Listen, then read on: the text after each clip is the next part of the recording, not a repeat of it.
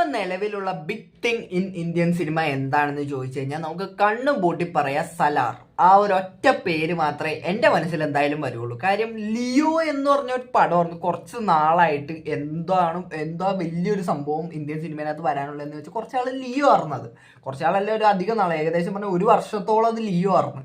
Leo കഴിഞ്ഞിട്ടാണ് എനിക്ക് expectation സലാറിനകത്ത് ഉണ്ടായത്. ആ ഒരു ടൈമിൽ ലിയോ അങ്ങോട്ട് മാറി കഴിഞ്ഞപ്പോഴത്തേക്ക് ഇപ്പം നമ്മുടെ മുന്നിലുള്ള സലാർ അത് മാത്രമാണ്. പ്രഭാസ് എന്ന് പറയുന്ന ഒരാൾ അതിനകത്ത് അഭിനയിക്കുന്നതിനേക്കാളും നമുക്ക് ഏറ്റവും കൂടുതൽ അതിനകത്ത് ഹൈപ്പ് ഉള്ളത് തന്നെ പ്രശാന്ത് നീൽ. KGF 1, KGF 2 ഈ രണ്ട് പടം തന്നെ മതി പുള്ളി ആരാണ്, പുള്ളിക്ക് എന്തൊക്കെ ചെയ്യാൻ പറ്റും എന്ന് നമുക്കറിയാനായിട്ട്. ഈ രണ്ട് പടം കണ്ടാൽ നമുക്ക് മനസ്സിലാവും. പിന്നെ ഇതിന് മുമ്പ് പുള്ളിയുടെ ഉഗ്രം എന്ന് പറഞ്ഞൊരു പടം വന്നിട്ടുണ്ട്. അത് എത്ര പേര് കണ്ടിട്ടുണ്ടെന്ന് എനിക്ക് അറിഞ്ഞൂടാ. അത് അടിപൊളി പടം ഒന്നും കേട്ടിട്ടുണ്ട്, പക്ഷെ ഞാനും കണ്ടിട്ടില്ല ആ പടം.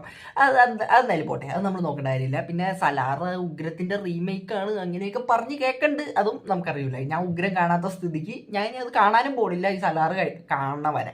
അപ്പൊ എന്തായാലും സലാർ അങ്ങനെ നമ്മുടെ ബുക്കിംഗ് സംഭവത്തിനകത്തൊക്കെ വന്നിട്ടുണ്ട്. അപ്പൊ അത്യാവശ്യം സലാർ ഇപ്പൊ 22-ാം തീയതി ഇറങ്ങാൻ പോകണാണ് സലാർ. അപ്പൊ ഞാൻ എന്തായാലും ടിക്കറ്റ് ഒക്കെ നേരത്തെ ബുക്ക് ചെയ്ത് വെച്ചിട്ടുണ്ട്. കാര്യം അവസാന നിമിഷം ആയി കഴിഞ്ഞാൽ ടിക്കറ്റ് ഒന്നും കിട്ടൂല എന്ന് എനിക്കറിയാം. ഇതൊക്കെ അങ്ങനെയാണ്, ഈ പടങ്ങളൊക്കെ നമ്മൾ ഫസ്റ്റ് വരുമ്പോൾ തന്നെ ബുക്ക് ചെയ്ത് വെച്ചില്ലെങ്കിൽ ഒന്നും കിട്ടൂല. അപ്പൊ ഈ ഒരു സലാർ ഇപ്പം ഇങ്ങനെ കത്തി നിൽക്കുന്ന ഒരു സമയത്ത് മെയിനായിട്ട് സലാർ നമ്മുടെ മുമ്പിലേക്ക് ഇപ്പൊ മലയാളികളായിട്ടുള്ള നമുക്ക് മെയിനായിട്ട് ഹൈപ്പ് വരാൻ കാര്യം നമ്മുടെ രാജുവേട്ടൻ പൃഥ്വിരാജ് അതിനകത്ത് അഭിനയിക്കുന്നുണ്ട്. അതുകൊണ്ടായിരിക്കും നമുക്ക് കൂടുതൽ ഹൈപ്പ് വരാൻ കാര്യം. പ്രഭാസ് എന്ന് പറഞ്ഞാൽ പുള്ളി എന്ന് പറഞ്ഞാൽ ഇഷ്ടംപോലെ പടക്കങ്ങൾ ഇങ്ങനെ പൊട്ടിച്ചാണ് പുള്ളി ഇവിടം വരെ എത്തിയിരിക്കണം. അതായത് ഫസ്റ്റ് ബാഹുബലി ഒരു 1 ഹിറ്റായി, പക്ഷെ അത് കഴിഞ്ഞിട്ട് വന്ന പടങ്ങളെല്ലാം പുള്ളിയുടെ നിരത്തി പൊട്ടിച്ചോണ്ടിരിക്കണമായിരുന്നു പുള്ളി. അതുകൊണ്ട് പുള്ളിയുടെ കാര്യത്തിൽ വലിയ പ്രതീക്ഷ ഒന്നുമില്ല. പക്ഷെ എന്നാലും ഇപ്പൊ നമ്മുടെ പൃഥ്വിരാജ് അതേപോലെ ഇത്രയും വലിയൊരു ഡയറക്ടറായിട്ടുള്ള പ്രശാന്ത് നീലിന്റെ പടത്തിനകത്ത് വരുന്നു, ഇത്രയും ഒരു ഗ്രാൻഡ് ഇത്രയും വലിയൊരു പടത്തിനകത്ത്. അപ്പൊ അതിനകത്ത് ഉറപ്പായിട്ടും മലയാളികൾക്ക് ഹൈപ്പ് ഉണ്ടാവാണ്ടിരിക്കാനായിട്ട് ഒരു ഇതുമില്ല. കാര്യം അത്യാവശ്യം നല്ല രീതിക്ക് ഫാൻ ബേസ് ഉള്ള ഒരാൾ തന്നെയാണ് പൃഥ്വിരാജ് എന്ന് പറയുന്നത്. പിന്നെ പ്രഭാസിനും അത്യാവശ്യം ഫാൻസ് ഉണ്ട് കേട്ടോ, നമ്മൾ ഇല്ല എന്ന് പറഞ്ഞാലൊന്നും പറ്റില്ല. പ്രഭാസിന് അത്യാവശ്യം നല്ല രീതിക്ക് ഫാൻസ് ഉണ്ട്. പ്രഭാസിന്റെ ഓരോ പടങ്ങൾ പൊട്ടുമ്പോഴും ഞാൻ ആലോചിക്കട്ടെ, ഈ ഫാൻസ് എന്തുകൊണ്ട് കുറേ ഉള്ള പുള്ളിയുടെ. ഇമ്മാതിരി ഫാൻസ് പുള്ളിക്ക് എത്ര പടം പൊട്ടിയാലും പിന്നെ ഫാൻസ് നിൽക്കണമെന്ന്. അതായത് അതിൻ്റെ ആ ലോജിക്ക് എന്താണെന്ന് എനിക്ക് മനസ്സിലാവുള്ളൂ. ഫസ്റ്റ് ബാഹുബലി നോക്കി, ബാഹുബലി നല്ല കിഡിലും പടമായിരുന്നു. പക്ഷെ അത് കഴിഞ്ഞിട്ട് വന്ന പടങ്ങളൊക്കെ ഈ അവസ്ഥയിലായിട്ട് ഇപ്പോഴും പുള്ളിക്കാരൻ്റെ ഫാൻസ് നിൽക്കണതിൻ്റെ ആ ഒരു ഇതും എനിക്ക് മനസ്സിലാവുള്ള. പിന്നെ പ്രശാന്തിൻ്റെ കൈ കിട്ടുമ്പോൾ ഉറപ്പായിട്ടും പ്രഭാസിനെ അങ്ങനെ വെറുതെ അങ്ങനെ ഒരു ജീവനില്ലാത്ത ഒരു ആളെ പോലെ കൊണ്ടുവന്ന് വെക്കുമെന്ന് എനിക്ക് തോന്നുന്നില്ല. പ്രശാന്ത് നീലായതുകൊണ്ട് അത്യാവശ്യം പണി എടുപ്പിച്ചേ വിടുകയുള്ളൂ എന്ന് എനിക്ക് ഉറപ്പാണ്. അതുകൊണ്ട് തന്നെ നമുക്കൊരു മിനിമം ഗ്യാരണ്ടി, അത്യാവശ്യം ഗ്യാരണ്ടി ഉള്ള ഒരു ഡയറക്ടറാണ് പ്രശാന്ത് നീൽ എന്ന് പറയുന്നത്.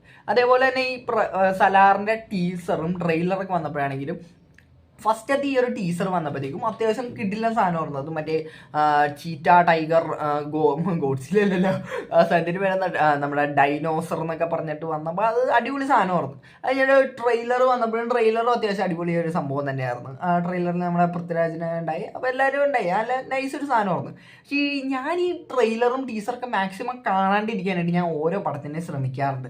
പക്ഷെ ഞാൻ കണ്ടുപോകും, കാര്യം എനിക്കത് കാണാണ്ടിരിക്കാൻ പറ്റില്ല. അതുകൊണ്ട് ഞാൻ കണ്ടുപോകും. അങ്ങനെ കണ്ട് ഞാനിപ്പോൾ അത്യാവശ്യം ഈ സലാറിന്റെ ട്രെയിലർ എന്നൊക്കെ പറഞ്ഞാൽ അത് ഏകദേശം 3 മിനിറ്റിന്റെ അടുത്തൊക്കെ ഉണ്ടായ ഒരു ട്രെയിലറാണ് സലാറിന്റെ ട്രെയിലർ. അപ്പൊ അത്രയും വലിയൊരു ട്രെയിലറൊക്കെ ഒരു പടത്തിന് ആവശ്യം ഉണ്ടോ എന്ന് എനിക്ക് അറിഞ്ഞുകൂടാ. കാരണം ഞാൻ പറയണത് ഒരു 2 മിനിറ്റ് താഴെ വന്നതാണ് ട്രെയിലറുകൾ നല്ലതെന്ന്.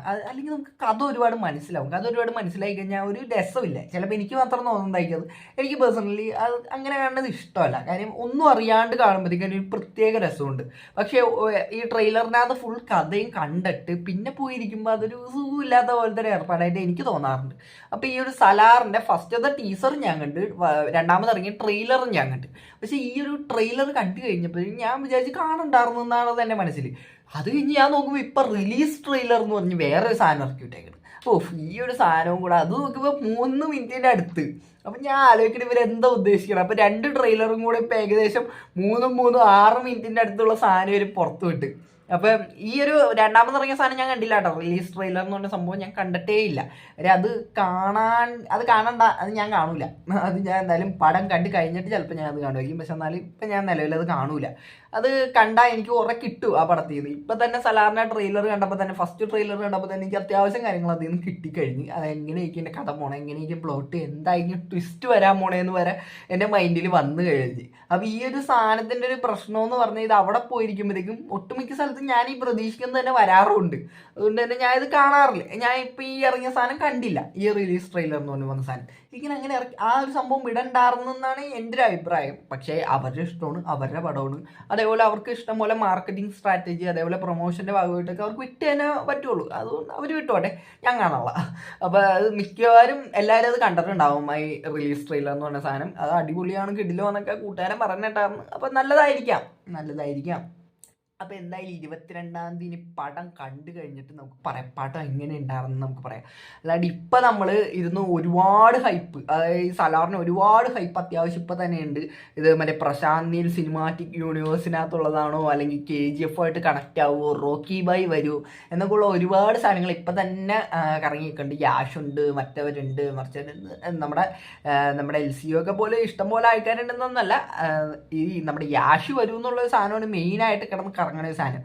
യാഷ് വന്നാലും വന്നില്ലെങ്കിലും നല്ലൊരു പടമാണെങ്കിൽ അത് നമുക്ക് തിയേറ്ററിനകത്ത് ഇരുന്ന് കാണാൻ കാശ് വസൂലായെങ്കിൽ നമ്മൾക്ക് പറയാം നല്ലൊരു പടം എന്ന് പറയാം. അല്ലാണ്ട് നമ്മൾ ഈ യാഷിനെ അധികം പ്രതീക്ഷിക്കേണ്ടെന്നാണ് എൻ്റെ ഒരു സൈഡ്. നല്ല പടമാണോ എന്ന് മാത്രം നമ്മൾ നോക്കിയത്. യാഷിനെയും പ്രതീക്ഷിച്ചിരുന്നു കഴിഞ്ഞാൽ ചിലപ്പോൾ നമ്മൾ ഡിസപ്പോയിൻ്റ് ആയാലോ. അതുകൊണ്ടാണ് ഞാൻ ആ ഒരു രീതിക്ക് വന്നാൽ നല്ലത്. പക്ഷെ വന്നില്ല എന്ന് പറഞ്ഞാൽ നമ്മൾ അതിനെ ഇതാക്കേണ്ട കാര്യമൊന്നുമില്ല എന്നാണ് എൻ്റെ ഒരു അഭിപ്രായം. അപ്പോൾ എനിക്ക് ഇത്ര തന്നെ ഈ വീഡിയോനകത്ത് പറയാനുള്ളൂ. അപ്പോൾ ഈ വീഡിയോ ഇഷ്ടപ്പെട്ട മാത്രം എല്ലാവരും സബ്സ്ക്രൈബ് ചെയ്യുക. അപ്പോൾ എല്ലാവർക്കും അടുത്തൊരു വീഡിയോ കാണുന്നവരേക്കും tata bye bye, see U.